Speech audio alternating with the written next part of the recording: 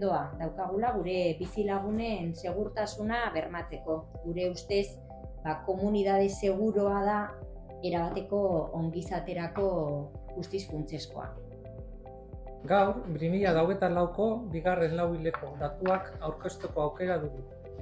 Gure udalerriko segurtasunari dagokionez eta oro har aurrerapen positiboak ikusten ari garela jakinarazteko. Aldi horretan, udaltzaingoak 2174 esku-hartze egin ditu guztira. Hau da, 2024ko lehen lauhilekoan baino gutxiago. Horrek, zenbait gertakarien egonkortzearen eta jarraitzen ari garen bide onaren ideia ematen digu.